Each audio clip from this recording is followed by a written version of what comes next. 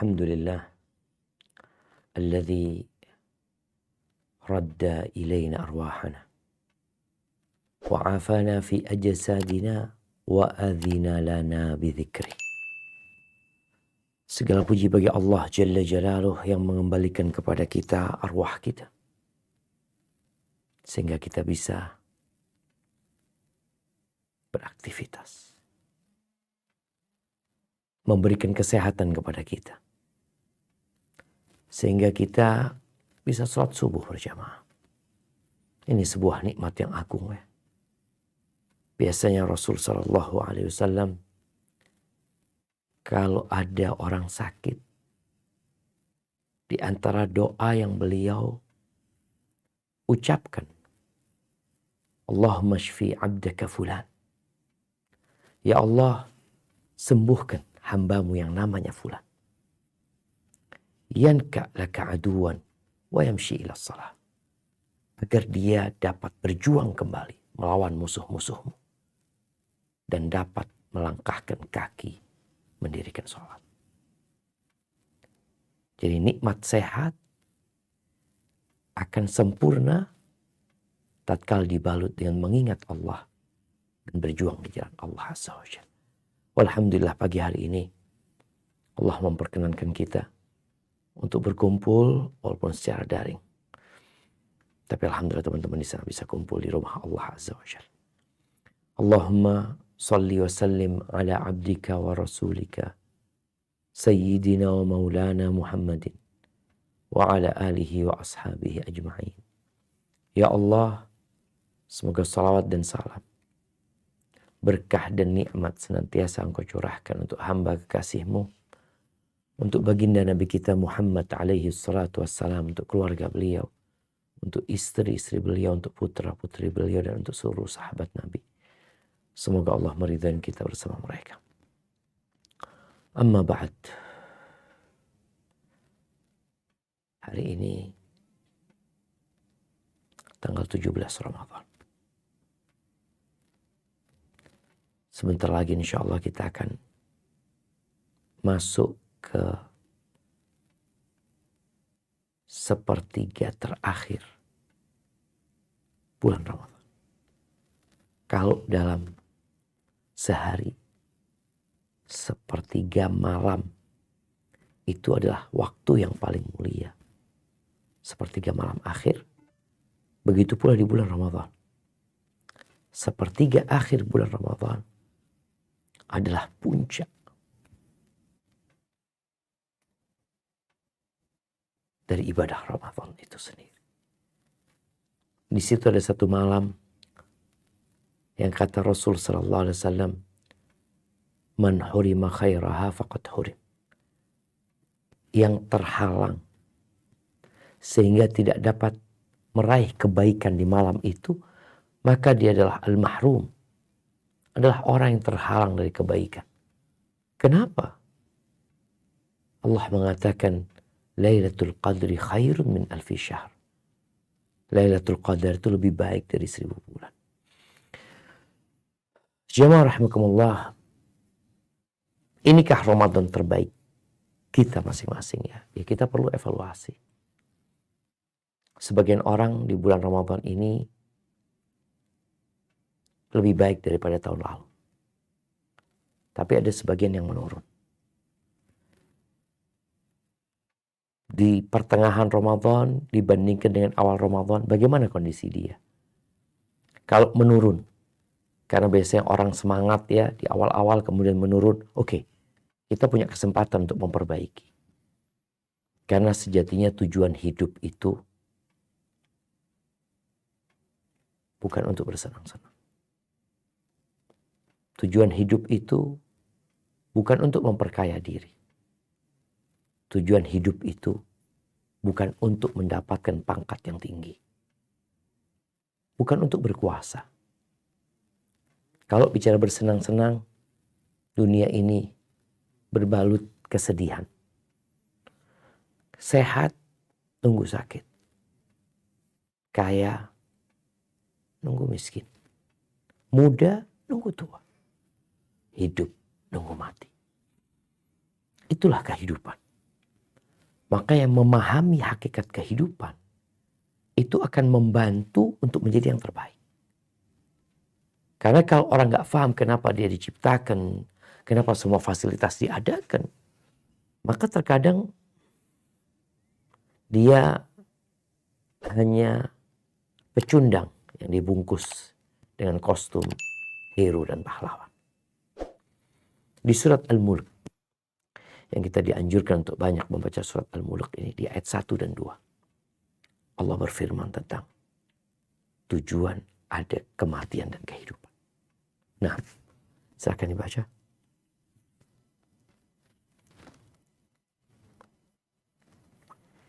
Auzubillahi minasyaitonir.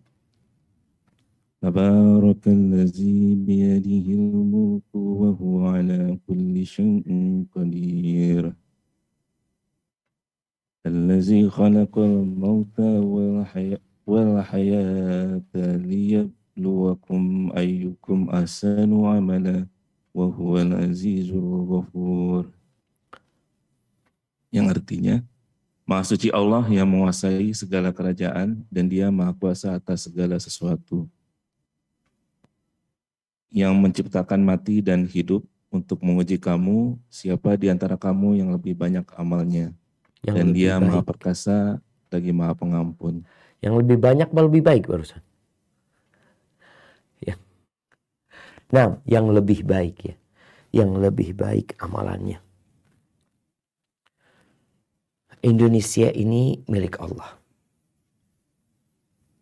Kalau kita melihat penguasanya berganti.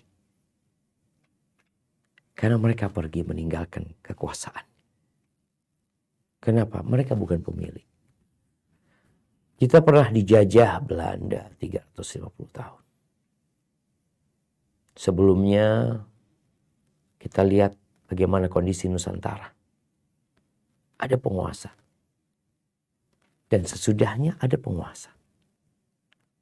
Dan penguasa itu satu persatu pergi, diganti.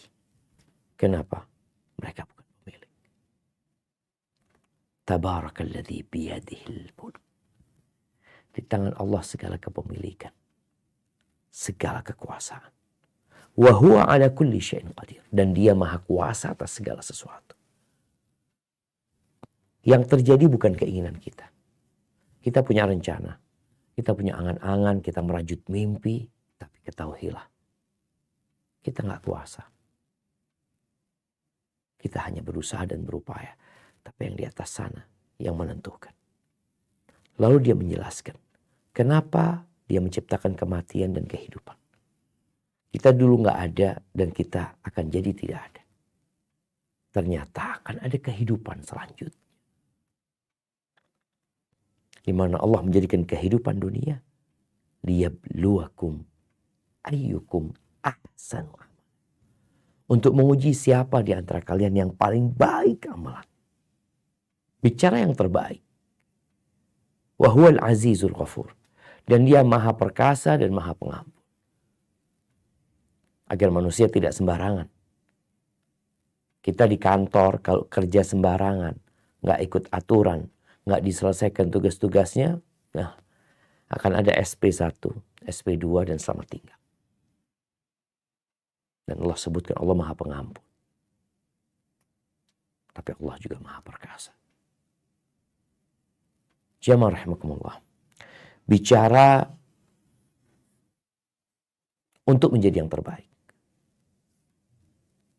Dan kita ingin menjadikan Ramadan kita yang terbaik buat kita. Maka perlu adanya perlombaan. Kalau kita lihat, dengan adanya perlombaan itu akan muncul siapa yang terbaik. Jangan merasa baik. Gimana orang merasa baik sedangkan dia tidak melihat ada banyak yang lebih baik dari dirimu. Ramadan ini ayyaman ma'dudat. Hitungan harinya bisa dihitung dengan jari. Nabi SAW mengatakan bulan itu hakadha wa hakadha wa hakadha. 3 kali jemari tangan kita. 30 hari. Atau hakadha wa hakadha Wah, kata 29 hari. Sebagian sudah berguguran. Sebagian udah gak sholat lagi di masjid. Sebagian sudah tidak lagi membaca Al-Quran. Dan parahnya sebagian juga tidak puasa. Allah berfirman di surat Al-Baqarah ayat 148. Apa kata Allah?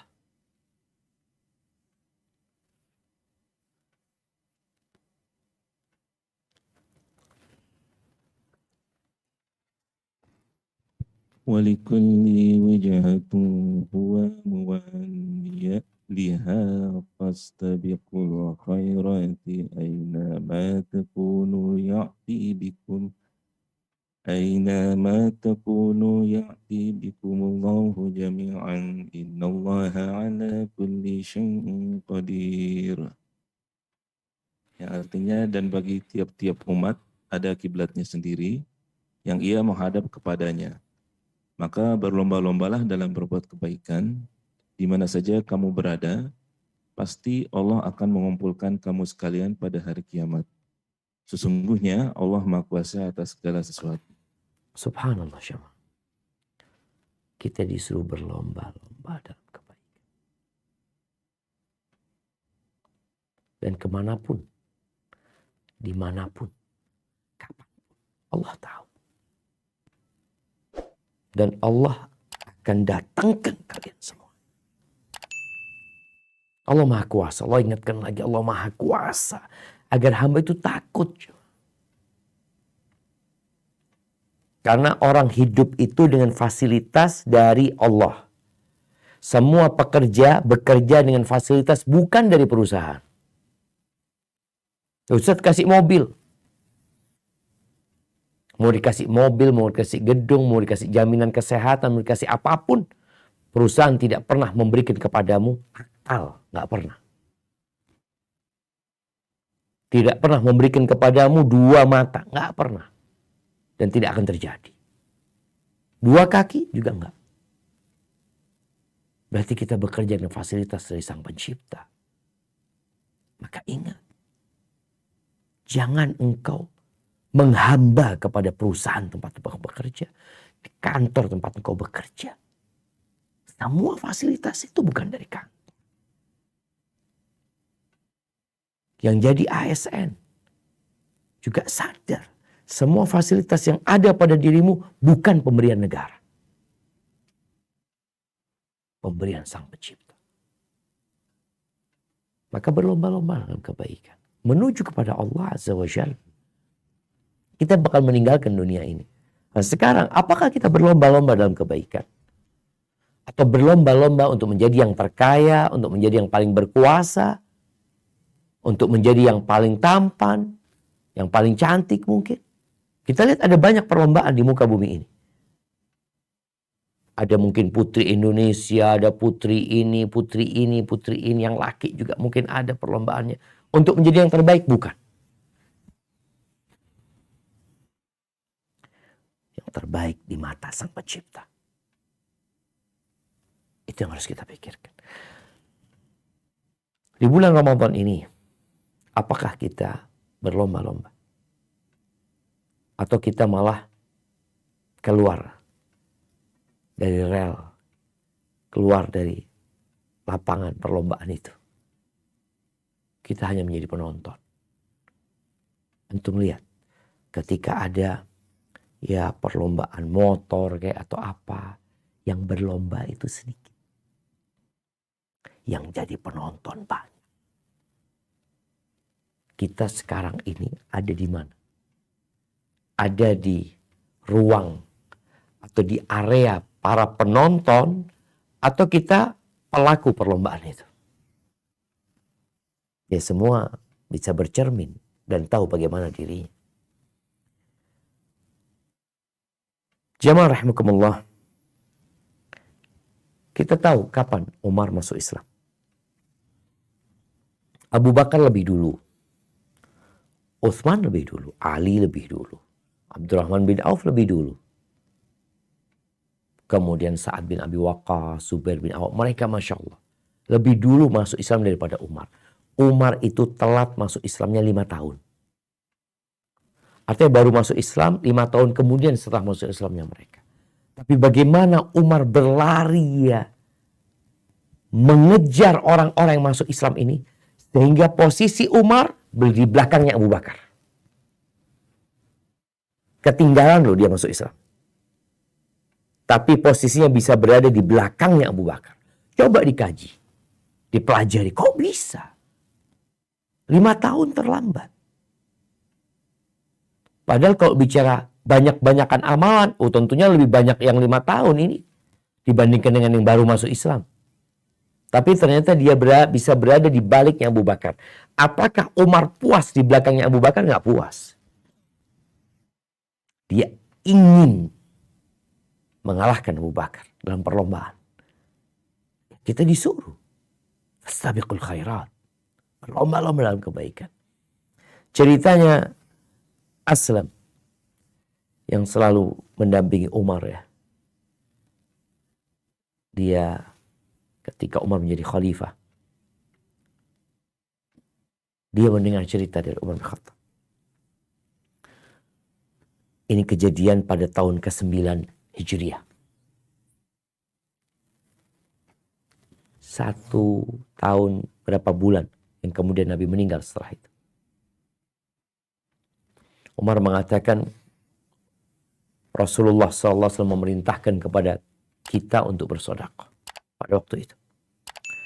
Dan pada saat itu aku sedang punya harta. Maka Umar mengatakan, al-yawma asbiku Abu Bakar in sabaqtuhu yawman.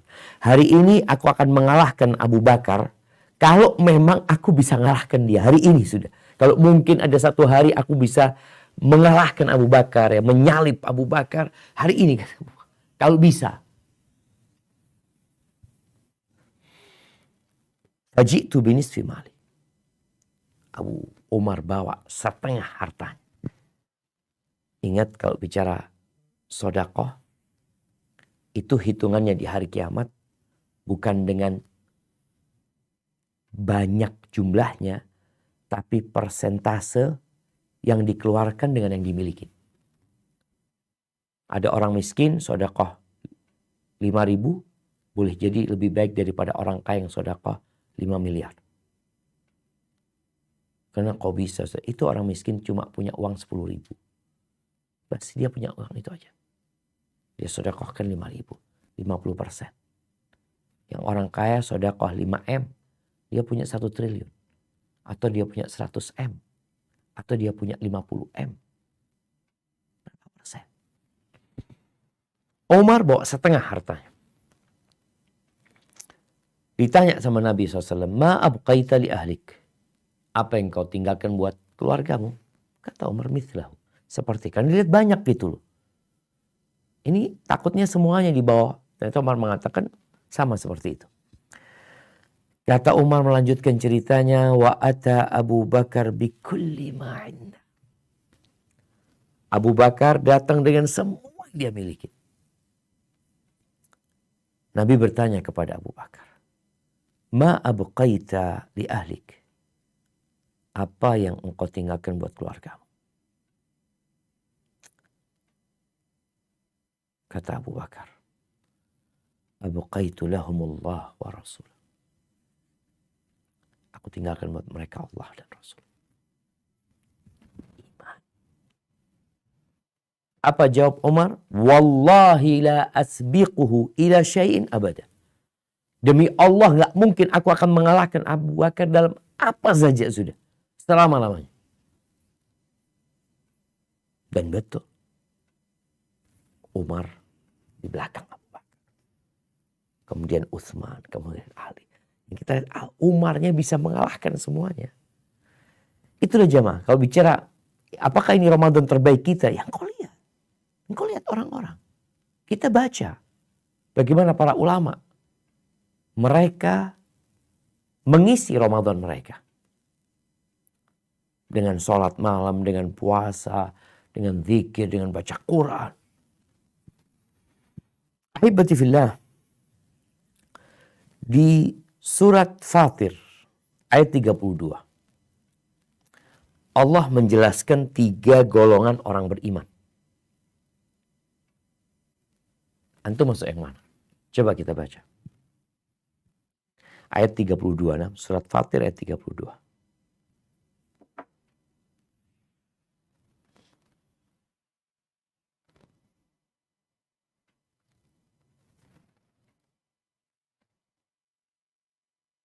ثم أورثنا الكتاب الذين اصطفينا من عبادنا فمنهم ظالم لنفسه ومنهم مقتصد ومنهم سابق بالخيرات بإذن الله ذلك هو الفضل الكبير.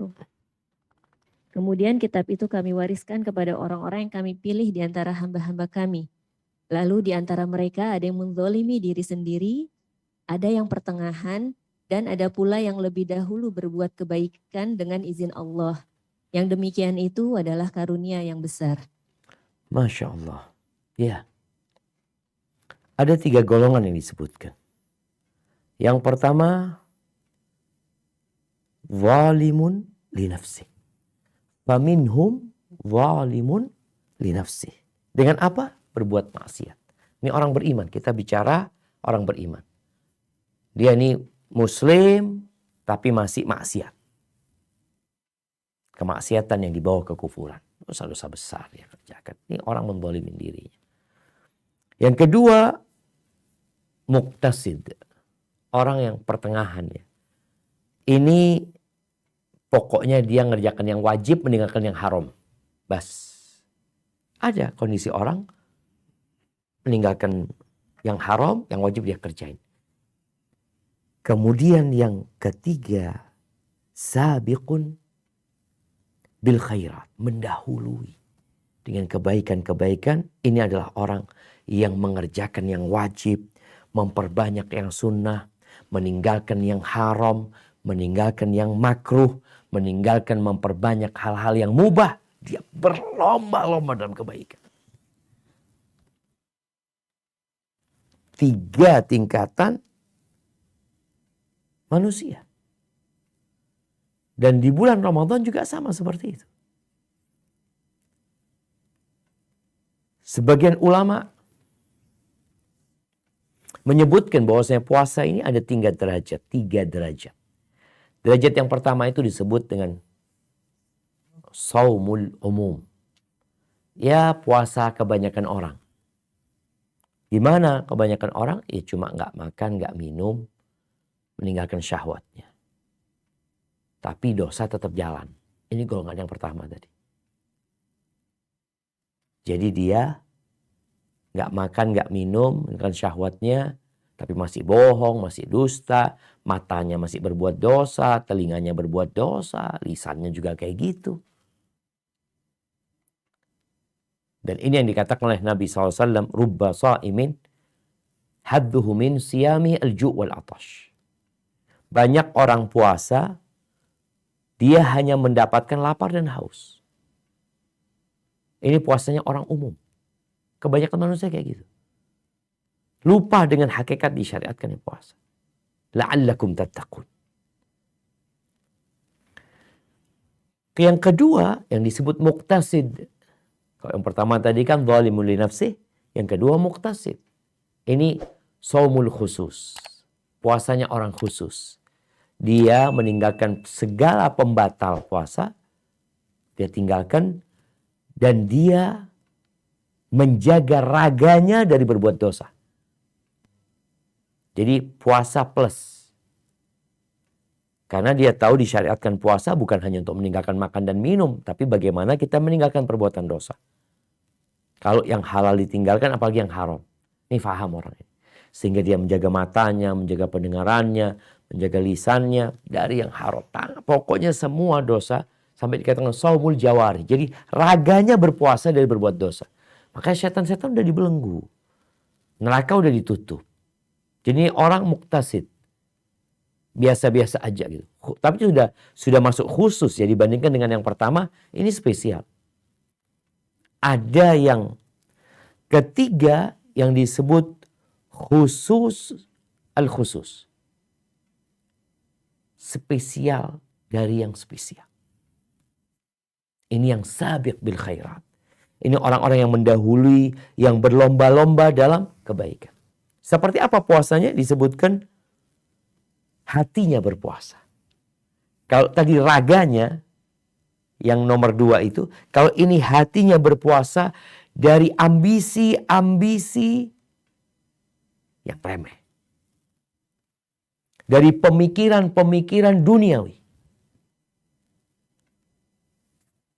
Kemudian menahan dari selain Allah. Dia fokus untuk Allah. Makanya kalau kita lihat puasanya orang khusus ini, biasanya di puncaknya itu iktikaf. Ya nggak selalu, tapi kita lihat Rasul SAW itu iktikaf. Benar-benar meninggalkan dunia. Mungkin sebagian orang berpikir, Ustaz, kita kan hidup di dunia, Ustaz. Kita gimana ninggalin dunia? Iya, ada masa-masa kita meninggalkan dunia dengan fisik dan raga kita. Tapi yang terpenting sebenarnya hati. Apa gunanya engkau berada di masjid, iktikaf, tahu hatimu ada di pasar, hatimu ada di mana-mana. Maka tentunya orang yang di rumah, tapi hatinya berpuasa dari mimpi-mimpi yang remeh. Maka itu orang yang sabiqun bil khairat. Namun kalau dia hatinya seperti itu, raganya dimasukkan ke rumah Allah. Dia tinggalkan rumah dia sendiri, kemudian dia berada di rumah Allah Azza wa Jalla. Untuk mengingat Allah selalu. Membersihkan hatinya dari pemikiran-pemikiran yang remeh. Bukan dosa. Enggak. Yang dosa tadi udah yang kedua. Ini berlomba-lomba. Dia benar-benar menuju kepada Allah Azza wa Jalla. Maka dia tinggal di rumah Allah ya. Tapi sekali lagi ini nggak wajib gitu. Tapi ada orang yang memang ingin berlomba-lomba dalam kebaikan. Rasulullah SAW, beliau bisa di rumahnya tetap menjaga hati bisa. Tapi beliau memberikan contoh dengan meninggalkan istrinya, meninggalkan kesibukan duniawinya 10 hari, 10 malam coba. Ahibati fillah.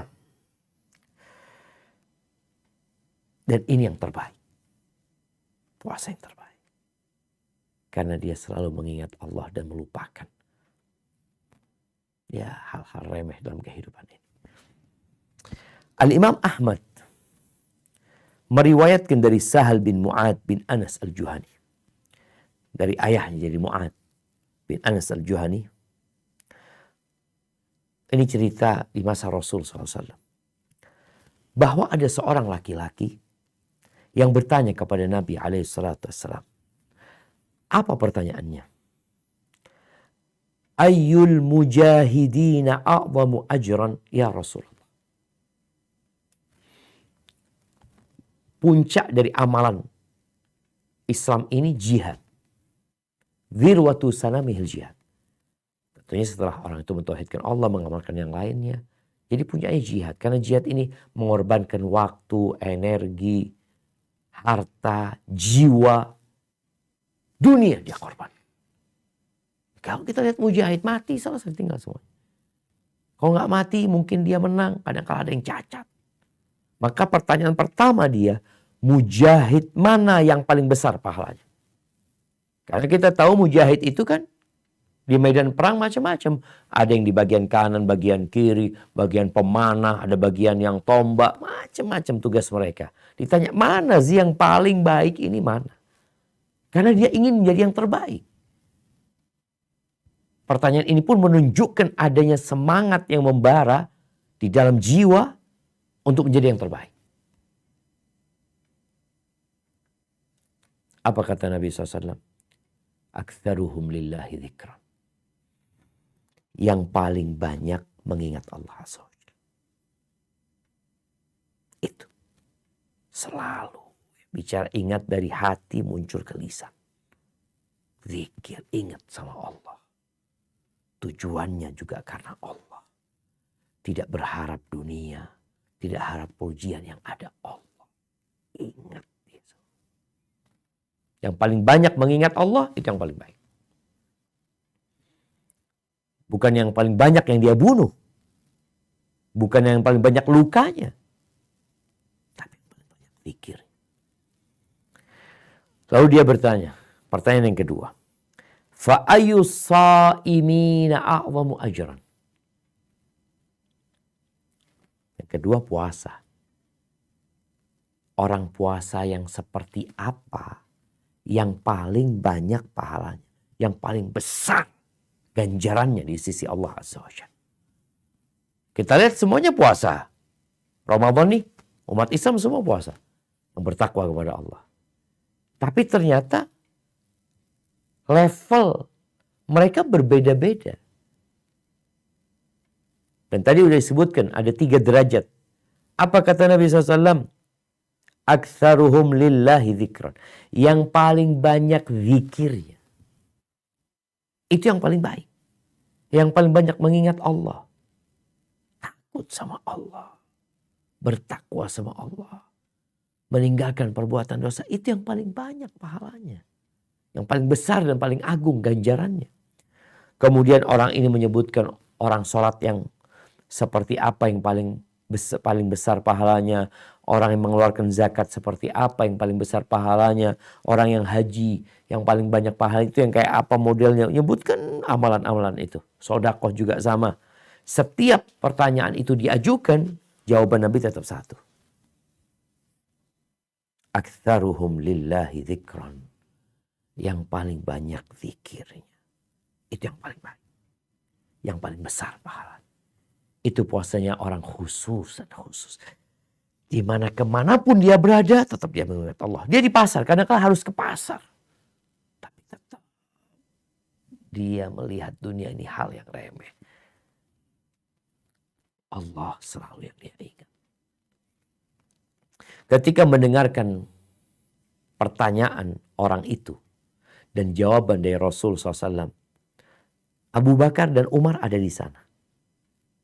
Ada sahabat lainnya juga yang meriwayatkan hadis ini. Abu Bakar berkata kepada Umar yang selalu menjadi teman berlomba. Kata Abu Bakar, "Dhahaba dzakiruna bikulli khair." Abu Bakar ngomong sama Umar. Adz-dzakirun, orang-orang yang suka berzikir itu borong semua kebaikan. Orang-orang yang suka berzikir. Mau jihad, mau puasa, mau sholat, mau haji.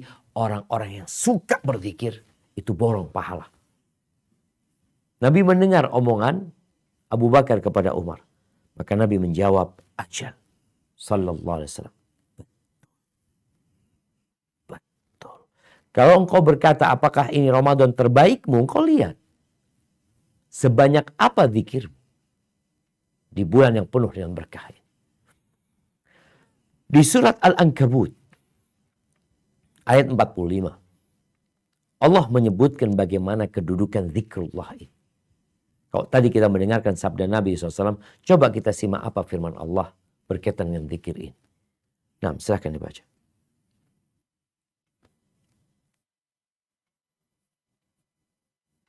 أتل ما أوحي إليك من الكتاب وأقيم الصلاة إن الصلاة تنهى عن الفحشاء والمنكر ولذكر الله أكبر والله يعلم ما تصنعون.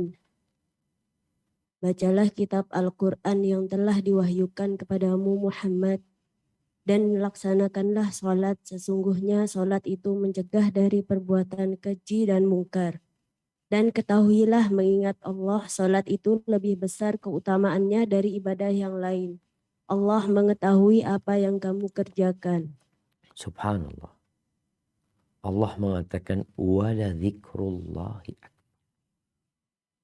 Mengingat Allah itu lebih besar, lebih agung. Sebagian ulama mengatakan seperti riwayat Ibnu Zaid dan Qatadah, dia mengatakan wala dzikrullahi akbar min kulli syai'. Dari segala sesuatu. Sebaik-baiknya ibadah itu adalah zikir.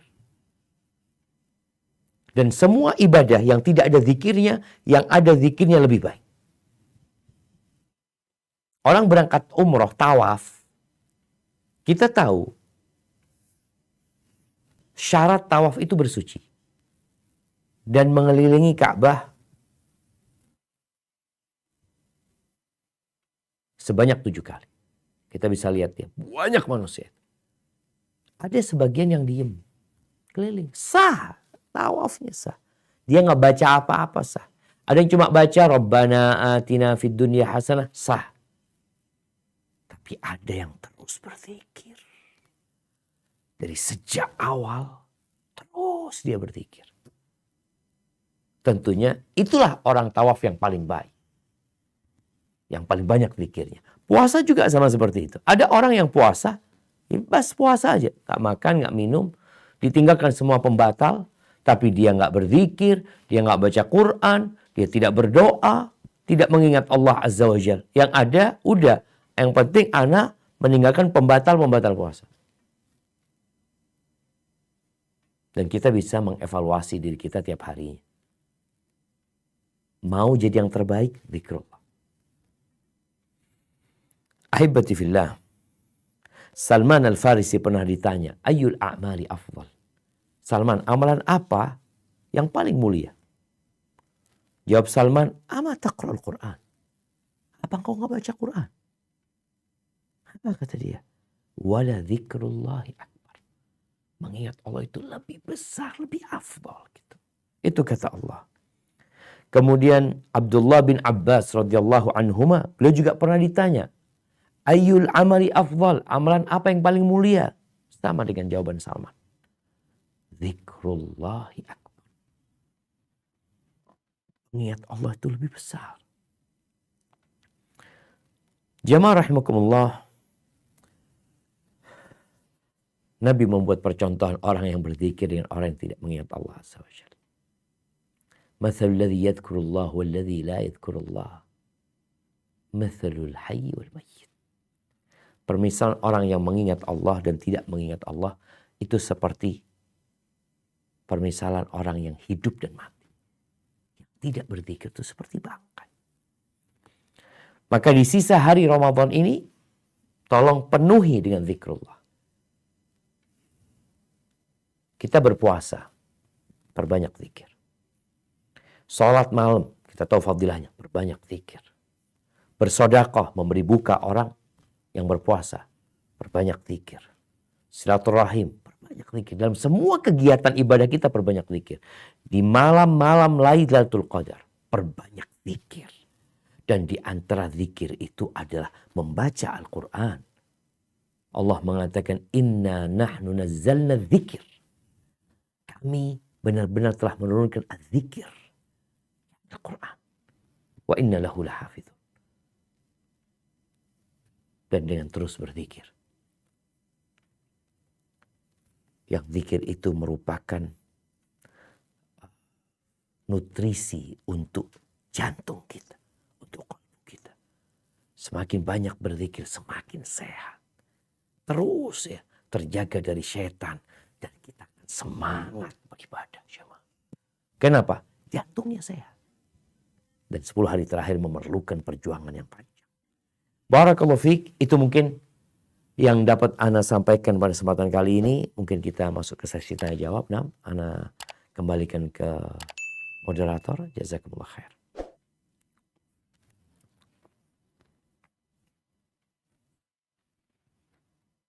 Jazakallahu khairan katsira kepada Ustaz Syafiq Reza Subhasalama dan mengingatkan kepada kita semua bahwa perjalanan kita di Ramadan ini sudah melewati separuh lap ya, dan sudah banyak yang keluar dari arena perlombaan.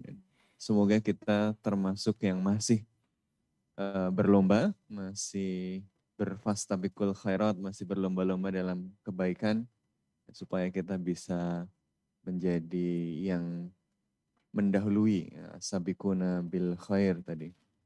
Nah, supaya kita bisa lebih semangat lagi berlomba, kadang-kadang tentu ada hambatan, ada tantangan, ada macam-macam. Jadi kalau ada hal-hal yang hendak ditanyakan supaya kita makin terdepan kayak merek tertentu, tapi nggak boleh disebut ya karena bukan sponsor. Nah ini kami persilahkan, kami buka terlebih dahulu untuk jamaah yang ada di masjid. Selanjutnya mungkin nanti ada yang online juga. Kami persilahkan, Bapak-bapak, Ibu-ibu, silakan.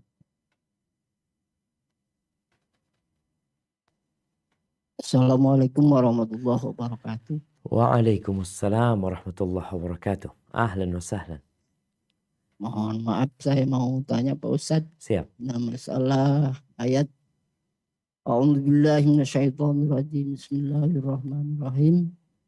Ya ayyuhalladzina amanu kutiba alaikumusyamu kama kutiba alal ladzina min qablikum la'allakum tattaqun. Alayya wallahu lam muradi. Yang saya tanya kalimat lapan kutiba Allah di sini pakai kalimat majazi. Kenapa? Apa tujuannya dan apa kalimat hakiki di lapan kutiba alaikumusyamu. Sekian dan terima kasih. Masya Allah. Iya. Ahibati fillah. Yang pertama, Allah menurunkan Al-Quran. Itu bukan hanya untuk dibaca. Al-Quran diturunkan untuk ditadabburi. Untuk dihayati. Kemudian diamalkan dalam kehidupan. Sebagian orang ada yang sibuk menegakkan huruf-hurufnya. Dia belajar tahsin. Bagaimana makharij hurufnya supaya lebih baik. Ada mungkin yang mengkaji secara bahasanya. Sehingga dia bisa memahami bagaimana i'rabnya Quran ini dan itu. Tapi anak ingin mengingatkan bahwasanya Allah mengatakan kitabun anzalnahu ilaika mubarakun liyadabbaru ayati. Ini kitab kami turunkan penuh dengan berkah. Apa tujuannya? Agar mereka mentadabburi. Menghayati. Waliyatadzakkara ulul albab. Agar orang-orang yang berakal itu ingat, ambil pelajaran darinya. Ya. Di dalam Al-Quran beberapa kali Allah menyebutkan kalimat kutiba. Kutiba alaikumul qisasu fil qatla. Kutiba idza hadara ahadakumul mautal wasiyah. Ditulis. Kutiba itu lebih kepada makna maktub ya. Sesuatu yang ditulis. Dan biasanya itu ungkapan untuk ketetapan yang sudah ditetapkan. Kalau kita lihat ada mungkin ketetapan dari pemerintah ya. Ketetapan seperti ini, seperti itu. Allah menyebutkan ini agar orang-orang tahu bahwa ini sesuatu yang sudah maktub. Yang gak bisa dirubah. Makanya kalau kita baca tafsirnya, maka akan ditafsirkan mungkin terjemahannya diwajibkan. Furidha alaikum. Dan Nabi juga menggunakan ungkapan itu ya. Ketika beliau mengatakan kepada para sahabatnya, ketika datang bulan Ramadan, ja'atakum Ramadan, syahrun mubarak, iftaradallahu alaikum siyamahu. Allah menjadikan fardu puasa itu buat kalian. Jadi seperti itu, wallahu a'lam bishawab ya. Itu mungkin yang ana fahami. Agar orang-orang benar-benar mengetahui ini sesuatu yang sudah ditetapkan, yang nggak bisa diganggu lagi, sudah tugasnya mengamalkan hal itu. Hadza wallahu a'lam bishawab. Jazakallah khair Ustaz. Bapak-bapak, ibu-ibu, ada lagi yang di masjid? Yang di ibu-ibu biasanya banyak? Ada? Kalau tidak ada yang online? Yang online dulu ya. Oh, ada yang mau dititip, ada yang titip pertanyaan. Silakan. Assalamualaikum Ustaz. Waalaikumsalam warahmatullahi wabarakatuh. Ini ada pertanyaan Ustaz, ada pertanyaan titipan. Sehubungan dengan bulan Ramadan dan kita banyak memperbanyak bacaan Al-Quran. Mana yang lebih diutamakan Ustaz? memperbaiki bacaan Al-Quran atau khatam Quran dengan menggunakan metode mendengar, menyimak, atau membaca dengan mengikuti qori atau qori'ah. Mengingat kondisi bacaan Quran yang bersangkutan masih belum baik. Masya Allah, barakallahu fiik. Ya, ahibati fillah. Ada orang yang masuk ke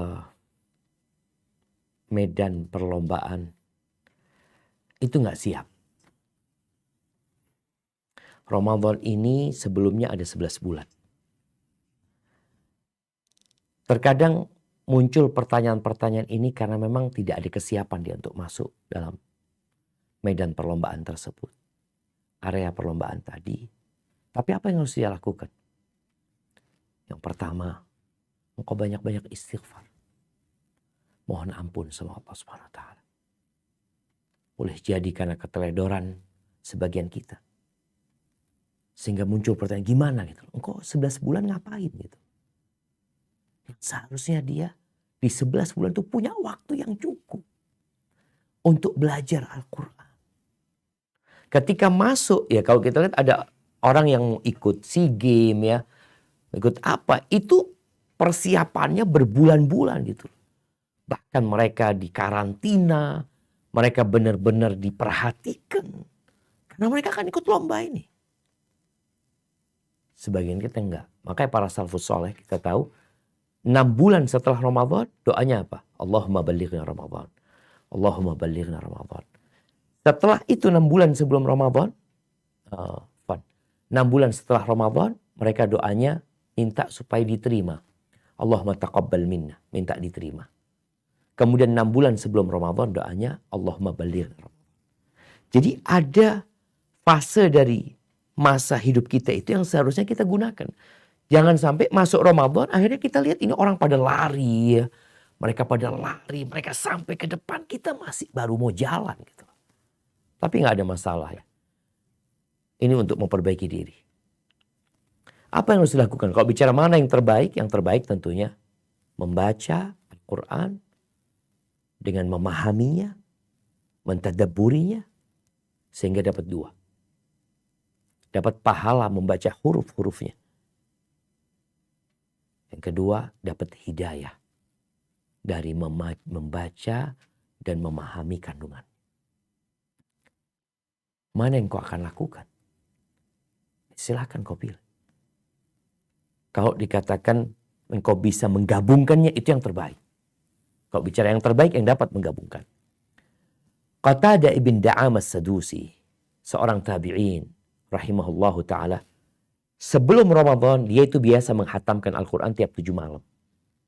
Tiap 7 malam dia hatam. Orang itu kalau sudah biasa baca, cepat kemudian. Dan dia juga akan bisa faham dengan apa yang dia baca lagi, bayangin ya, tiap 7 malam dia hatam Quran. Ketika masuk bulan Ramadan, dia tiap 3 malam. Udah beda nih, karena memang Rasulullah SAW bersungguh-sungguh di bulan Ramadan, tidak seperti di bulan lainnya. Ketika masuk Ramadan, Qatadah tiap 3 malam. Bagaimana dia membacanya? Tentunya membaca dengan memahami karena mereka faham. Maka banyak tafsir-tafsir dari Qatadah. Karena dia faham dengan apa yang dia baca. Dia sudah mempelajarinya. Ketika masuk 10 hari terakhir Ramadan, tiap malam dia hatam. Untuk mengejar apa? Lailatul Qadar. Kalau dia dapat Lailatul Qadar dan dia hatam, hataman dia itu lebih baik dari 1000 bulan. Dan dia mengejar itu. Maka kalau tanya mana yang lebih baik, engkau pilih. Ada yang bisa hatam, tapi nggak tahu artinya, nggak dapat hidayah. Akhirnya dari sana hanya mendapatkan barokah dari membaca hurufnya. Karena itu kalamullah tabaraka ta'ala, 1 huruf 10 kebaikan. Maka harapannya engkau baca sama artinya. Karena bacanya masih terbata-bata, nggak apa-apa. Capek baca terbata-bata, dengarkan. Mau dengarkan pakai handphone atau tadarus sama orang yang baca. Intinya mana yang bisa kau lakukan. Semakin kau bisa sempurna, itu terbaik. Apalagi di 10 hari terakhir ini. Hadza wallahu a'lam bissawab. Syukran Ustaz. Mungkin karena waktu yang terbatas, kita 1 pertanyaan lagi mungkin atau 2? Satu saja dulu ya. Oh masih bisa, 2. Ustadz masih berkenan ya. Jadi kalau begitu 2 pertanyaan terakhir dari online kami persilahkan. Yang pertama tadi udah lama Mikdad ya. Iya, kami persilahkan. Mata saya minus jadi di layar nggak kelihatan. Bismillah. Assalamualaikum ya Ustaz. Ana ingin bertanya Ustaz. Nah, tafadhal. Seperti yang tadi Ustaz sampaikan bahwa lebih baik itu membaca Al-Quran dengan tadabbur sehingga mendapatkan makna dari apa yang Allah sampaikan dalam ayat-ayat Al-Quran. Nah, ini jika posisinya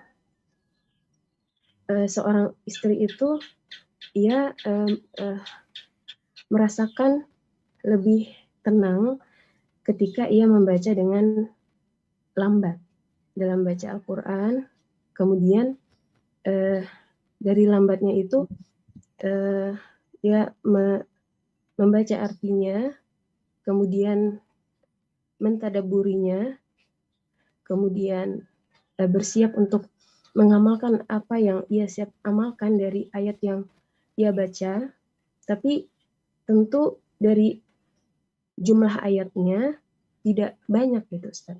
Nah. Namun di sisi lain suaminya ini memerintahkan dia untuk membaca dengan tempo yang lebih cepat supaya si istri ini cepat khatam dan lebih banyak ayat Al-Quran yang dibaca. Nah, bagaimana ini Ustadz menyikapinya? Mohon berikan kami nasihat. Jazakumullah khair wa barakallahu fikum Ustadz. Wa fiik wa barak. Nah, jamaah, semua ini muncul karena kita sepanjang tahun itu kurang berinteraksi dengan Al-Quran. Tadi Ana kasih contoh bagaimana Qatadah tiap 7 malam. Ketika masuk Ramadan, dia bisa lebih cepat lagi. Karena dia seperti mungkin tadi suaminya ngomong, supaya dapat lebih banyak lagi. Tapi kan tadaburnya mungkin tidak terlalu mendalam. Tapi bisa dilakukan. Atau masalahnya bukan tadaburnya tidak mendalam. Yang dilakukan Qatadah 7 malam itu, karena memang dia mungkin punya banyak kegiatan lain. Tapi ketika masuk Ramadan, dia kurangin kegiatannya, sehingga dia bisa lebih cepat 2 kali lipat ya. Dari yang 7 jadi turun jadi 3. Karena waktunya dia lebih banyakin lagi. Kemudian ketika masuk 10 hari terakhir, boleh jadi tadi waktunya lebih diperbanyak lagi.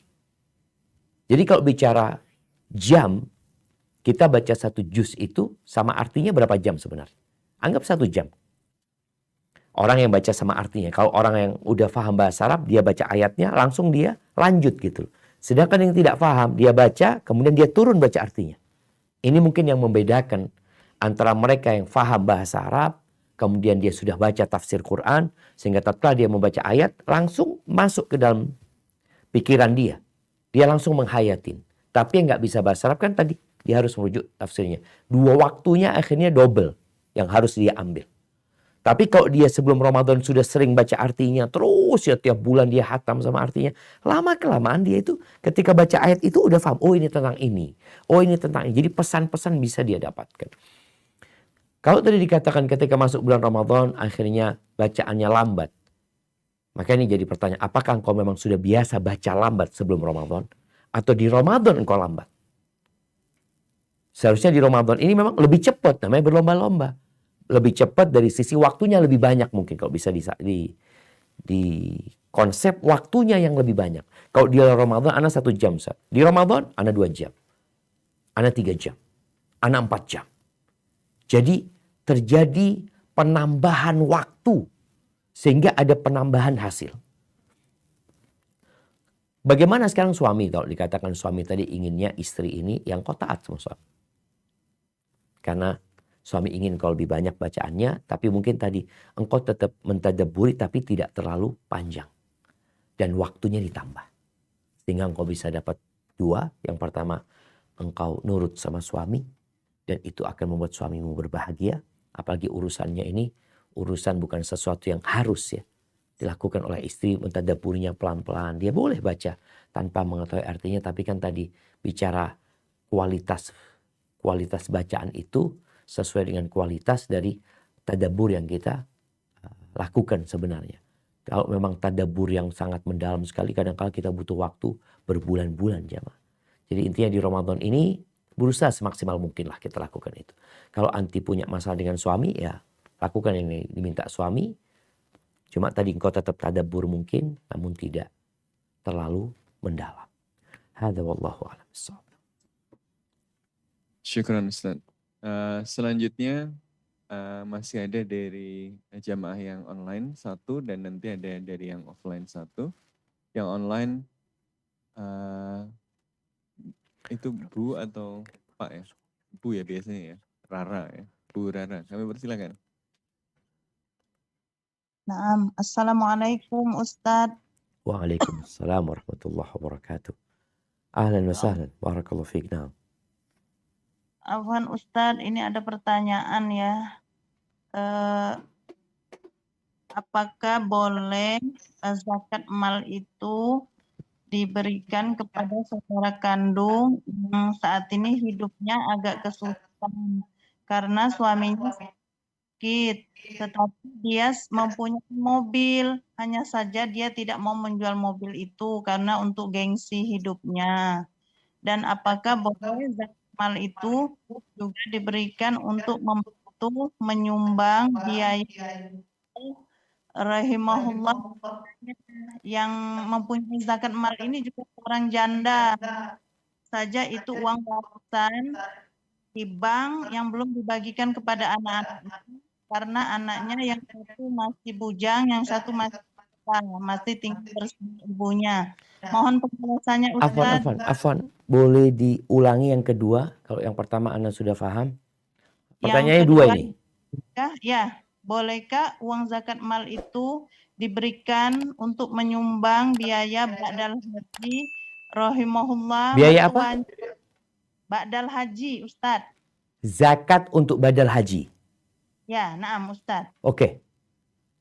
Rahimahullah mertuanya yang mempunyai zakat mal ini seorang janda yang itu uang warisan tapi belum dibagikan dengan anak-anaknya karena anaknya yang satu masih lajang, yang satu masih sekolah Ustadz. Anak-anaknya belum meminta untuk dibagikan. Mohon penjelasannya. Jazakumullahu khairan. Assalamualaikum warahmatullahi wabarakatuh. Waalaikumsalam warahmatullahi wabarakatuh. Iya jemaah, bicara zakat, anak ingin mengingatkan ya, bahwasanya zakat ini tidak hanya dikeluarkan di bulan Ramadan.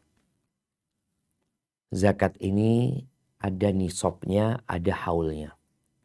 Zakat mal itu setelah berputar 1 tahun, apabila dia mencapai nisabnya, dan itu milik tam, milik dia, maka dikeluarkan zakatnya.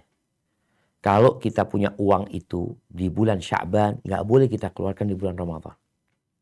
Karena berarti lebih dari 1 tahun. Kalau kita punya uang itu di bulan Syawal, boleh kita majukan di bulan Ramadan. Jadi zakat itu boleh dimajukan tapi nggak boleh diundurkan. Karena ini berkaitan dengan hak orang-orang yang sudah ditetapkan.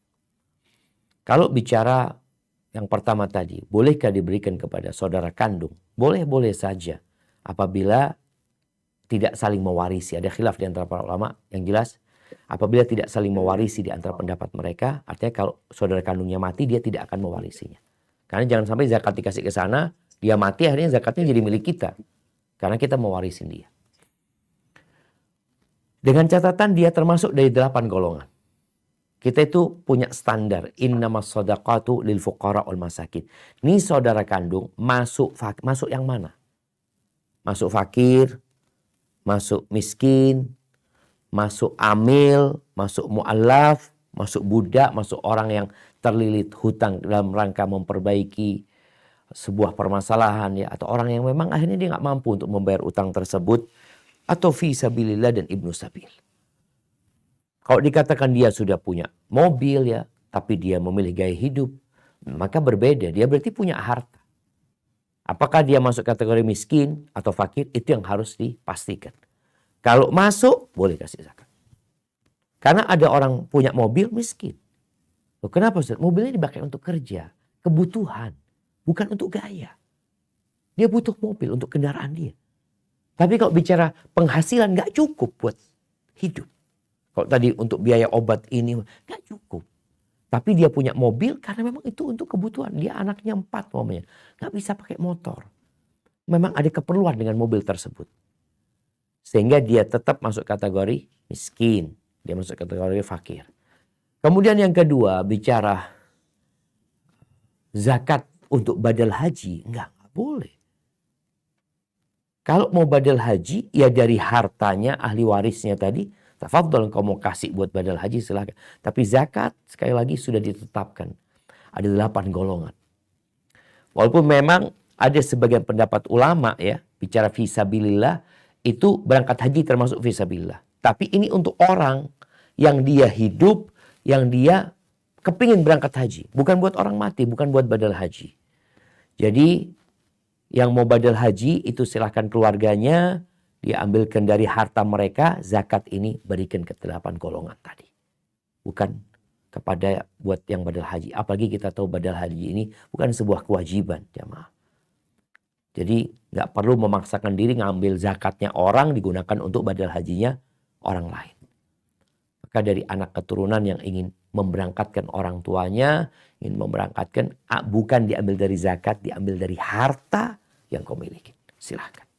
Hadza wallahu a'lam bissawab. Syukran Ustaz. Satu lagi dari offline. Assalamualaikum Ustaz. Waalaikumsalam warahmatullahi wabarakatuh. Ada pertanyaan Ustaz sebentar.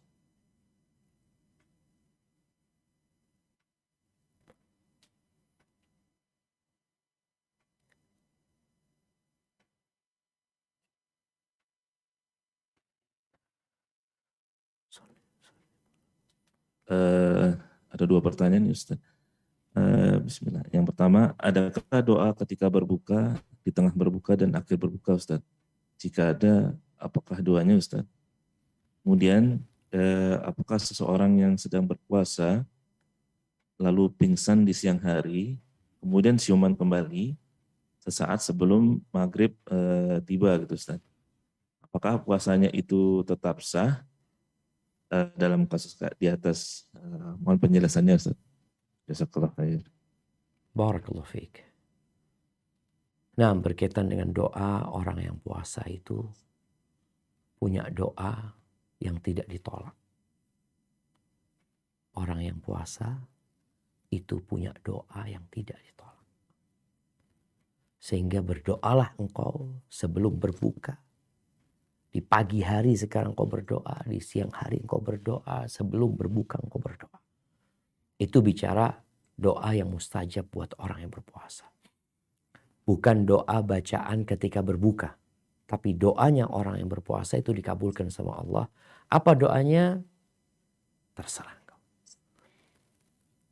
Adapun doa ketika berbuka yang mungkin kita banyak menghafalnya. Allahumma laka sumtu wa ala rizkika aftartu, atau doa dhahabat dhama wa btallatil uruq wa thabatal ajr insyaallah. Doa-doa itu memang disebutkan di dalam beberapa buku hadis ya. Tapi yang pertama sebagian ulama mendhaifkannya sehingga kita tidak dapat meyakini itu yang dibaca Nabi SAW karena dhaif. Walaupun kalau bicara fadhailul a'mal, orang anak kepingin mau baca doa aja gitu, tapi tidak menisbatkan kepada Nabi SAW, ya boleh-boleh aja. Adapun doa dhahabat dhama yang artinya hilang dahaga, yang tentunya ini ucapan hilang dahaga ini setelah orang minum. Ketika dia minum, dia merasakan nikmat yang Allah berikan, dia berdoa dhahabat dhama wabtallatil uruq ya. Hilang dahaga dan tenggorokan itu jadi basah dan semoga pahalanya wa thabatal ajru insyaallah. Itu dibaca silakan ketika berbuka atau setelah engkau minum, engkau membaca itu enggak apa-apa. Tapi intinya jemaah, perbanyak doa. Perbanyak mengingat Allah Subhanahu wa taala. Adapun bicara orang yang pingsan, apabila pingsannya dia itu setelah di pagi hari dia pingsan dan dia sudah niat berpuasa ya. Lalu sebelum dia berbuka dia sadar maka insya Allah hukumnya seperti orang yang tidur. Tetap puasa dia sah dan dia tidak perlu menggantinya insya Allah. Tapi kalau dia full sampai waktu berbuka ya, dari pagi dia sampai seharian sampai selesai waktu berpuasanya, maka hendaklah dia menggantikannya. Hadza wallahu a'lam bishawab. Itu yang dapat Anda sampaikan, kurang lebihnya mohon maaf. Yang benar dari Allah Azza wa Jalla, yang salah dari diri Anda pribadi. Allah